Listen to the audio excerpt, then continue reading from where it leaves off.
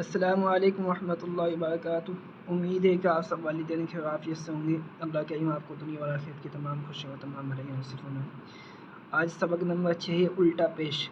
الٹا پیش واو مدہ کے برابر ہوتا ہے، جیسے باری زبر با، جیسے با واو، با الٹا پیش بو، اور با واو پیش بو، کیسے با الٹا پیش بو اور با واو پیش بو، دونوں کی آواز بالکل سیم ہوتی ہے، پڑھنے کا طریقہ بھی ایک ہے، بس کیا ہے حرف الگ الگ ہیں۔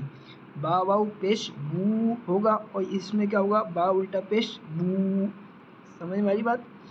حمزہ الٹا پیش او، با الٹا پیش بو، جیم الٹا پیش جو، ایسے ہی زا الٹا پیش زو اور زال الٹا پیش زو، شین الٹا پیش شو، ضاد الٹا پیش زو، صاد الٹا پیش سو، طا الٹا پیش تو، ظا الٹا پیش ذو، عین الٹا پیش او، غین الٹا پیش بو، قاف الٹا پیش او۔ اس طریقے سے بچوں کو یاد کرا کے بھیجیں۔ اس میں دیکھیں نمبر 4 دونوں پاؤں ٹخنوں سمیت ایک مرتبہ دھونا۔ نمبر 4 دونوں پاؤں ٹخنوں سمیت ایک مرتبہ دھونا۔ نوٹ: ان اعضاء کو دھوتے وقت بال برابر بھی جگہ سوکھی نہ رہے ورنہ وضو نہیں ہوگا۔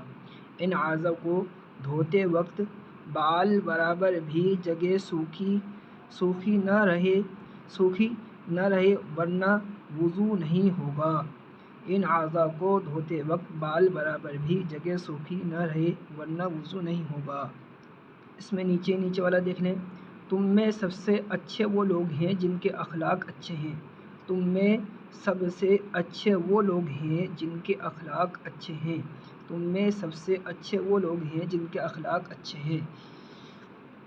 سبق نمبر 2 اپنے کپڑوں کو پاک رکھو اور گندگی سے دور رہو۔ اپنے کپڑوں کو پاک رکھو اور گندگی سے دور رہو۔ سورہ مدثر کی آیت ہے وَثِيَابَكَ فَطَهِّرْ۔